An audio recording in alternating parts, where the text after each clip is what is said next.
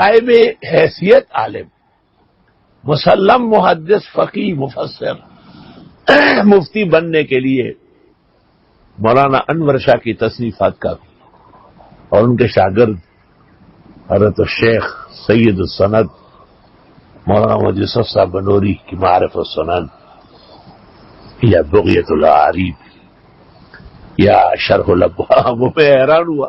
دیوبند کے ایک بزرگ کی تقریر جنید نے سنائی جو اجعلوا آخر صلاتکم باللیل وطرن پر مجھے کہتے ہیں کہ یہ ان کی انفرادی رائے ہے اور امت نے قبول نہیں کیا، تو اس کو اتنا بھی پتہ نہیں کہ انور شاہ صاحب نے اس پر کتاب لکھی کشف الستر عن ابواب الوتر، یہ تو دیوبند میں سب سے پہلے چھپی، اور حضرت بنوری نے اس کی شرح لکھی ہے شرح ابواب الوتر۔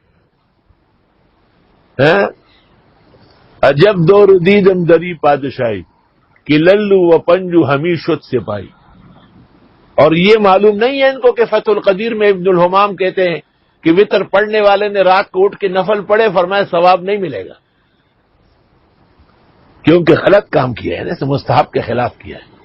پھر حضرت صاحب جو دارالعلوم دیوبند کی خیر سے شیخ الحدیث ہے یا اور کوئی شیخ التقویٰ والارشاد ہے، وہ فرماتے ہیں کہ اجعلوا استحباب کے لیے، میں بھی کہتا ہوں کہ استحباب کے لیے،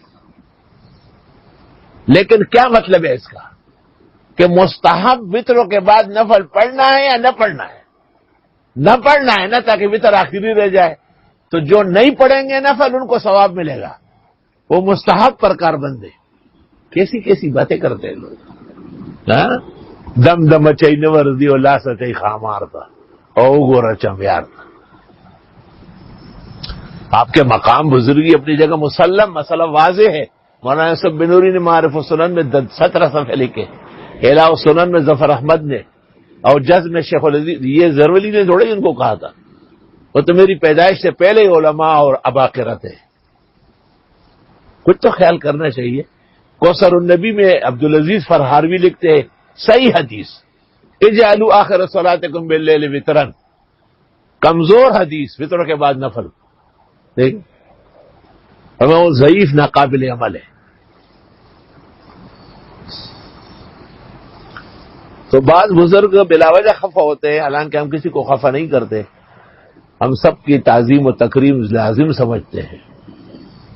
ہمارے بھائی بزرگ جو کہتے ہیں نا کہ رمضان شریف کا مہینہ ہے، اور ہم رمضان اور شعبان میں نہیں کہتے، ہم پورا سال پوری زندگی کہتے ہیں کہ وتر رات کی آخری نماز ہے، اور اس کے بعد نفلیں پڑھنا یقیناً نامناسب ہے، خلاف اولا ہے۔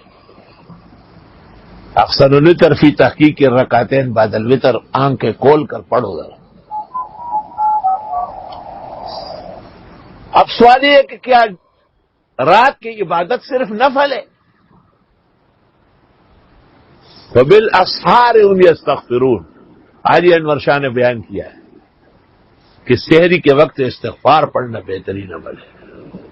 دلا بسوز کے سوزے تو کارہا بکند، دعائے نیم شبی دفع صد بلا بکند۔ اور قرآن کریم کی تلاوت کا جو سب سے زیادہ ترغیب آئی ہے وہ راتوں کو آئی، اور اس حافظ اور عالم پر ناراضگی ظاہر کی جو رات کو بغیر قرآن پڑھے سوتا رہتا ہے۔ تو تلاوت کرے، قضائے معافات کرے، قسم قسم کی دعائیں مانگے، استغفار کرے۔ ضروری ہے کہ آپ وتر کے بعد نفل پڑھ کر کے اور پیغمبر کی مخالفت کریں۔ فَلْيَحْذَرِ الَّذِينَ يُخَالِفُونَ عَنْ أَمْرِهِ، جو پیغمبر کے امر کے خلاف کرے، اللہ فرماتے عذاب سے ڈرے۔ شکر کرو کہ دنیا نے کوئی ایسا انسان دیکھا جس نے کلم کلا آپ کو روکا کہ وتر آخری نماز ہے رات کی۔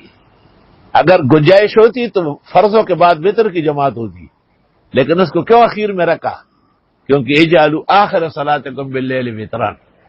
پھر یہ بھی یاد رہے کہ اجعلوا آخر صلاتکم باللیل وطرا پر بخاری میں اور صحاح میں باب ہے، نفلوں پر کئی باب نہیں ہے۔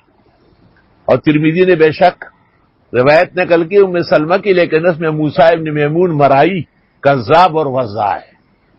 اس واسطے محدثین کا اجماع اور اتفاق ہے کہ وطروں کے بعد کسی قسم کے نفل پڑھنا نامناسب، خلاف مستحب، اور وطروں کو اخیر تک برقرار رکھنا یہ مناسب اور احادیث کے عین مطابق ہے۔ جب یہ مسئلہ نیا نیا بیان ہوا تھا تو کچھ لوگ گئے حضرت الاستاذ مولانا مفتی ولی حسن کو کہا، تو انہوں نے کہا یہ مولانا یوسف صاحب بنوری کا خاص مسئلہ ہے اور اس نے زرولی نے اس پہ سٹینڈ لے لیا۔ تو ہمارے یہاں مولانا رفیع و تقی ختم میں آتے تھے قرآن کے، تو وہ پڑھتے تھے، تو میں نے کہا فطروں کے بعد نفل نہ پڑھے، میں نے منع کیا ہے۔ تقی صاحب نے کہا کہ اس میں بزرگوں کا عمل مختلف ہے، یہ بات مفتی ولی حسن صاحب کو معلوم ہوئی، تو انہوں نے مولانا رفیع و تقی کو کہا فساد کرنے گئے تھے وہاں، تو میں بھی جاؤں گا تو نہیں پڑھوں گا، کیونکہ انہوں نے اسی پر سٹینڈ لیا ہوا ہے اور یہ بہت جو ہے نا مضبوط موقف ہے۔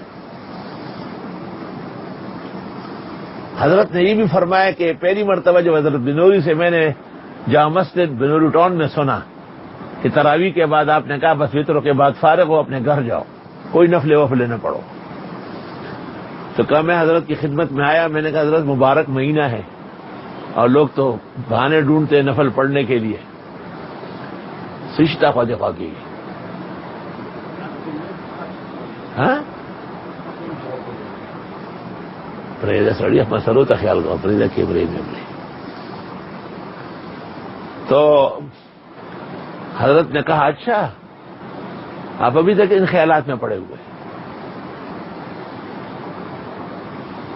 کہا صبح میں حضرت کی خدمت میں آیا اور میں نے بتایا کہ میں نے کبھی ایسا غور نہیں کیا، کہا اچھا ہوا ورنہ میں تو آج آپ کے فارغ ہونے کا فیصلہ کر رہا تھا کہ ایسا مفتی میں نہیں رکھ سکتا ہوں جو غلط فتوی دے۔ اور مولانا عبید اللہ انور صاحب تشریف لائے تھے، تو حضرت نے ان سے پوچھا کہ حضرت شیخ التفسیر مولانا احمد علی کا کیا طریقہ تھا؟ آپ نے کہا میں جو وصیتیں کی ان میں یہ کہ